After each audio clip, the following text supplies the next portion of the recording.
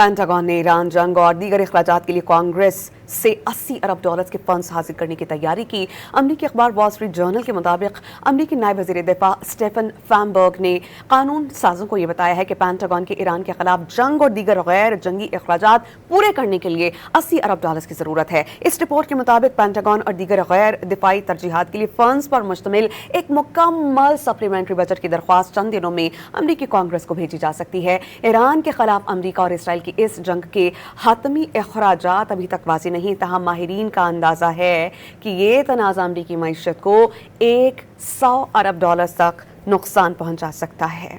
Pentagon ने Iran जंग और दीगर अखराजात के लिए कांग्रेस से $80 अरब के फंड्स हासिल करने की तैयारी की। अमरीकी अखबार वॉल स्ट्रीट जर्नल के मुताबिक अमरीकी नायब वज़ीर दिफा स्टेफन फैनबर्ग ने कानून साजों को यह बताया है कि पेंटागन के ईरान के खिलाफ जंग और दीगर गैर जंगी अखराजात पूरे करने के लिए $80 अरब की ज़रूरत है। इस रिपोर्ट के मुताबिक पेंटागन और दीगर गैर दिफाई तरजीहात के लिए फंड्स पर मुश्तमिल एक मुकम्मल सप्लीमेंट्री बजट की दरख्वास्त चंद दिनों में अमरीकी कांग्रेस को भेजी जा सकती है। ईरान के खिलाफ अमरीका और इसराइल की इस जंग के हातमी अखराजात अभी तक वाज़ेह नहीं, तहम माहिरीन का अंदाजा है कि ये तनाज़ा अमरीकी मईशत को $100 अरब तक नुकसान पहुंचा सकता है।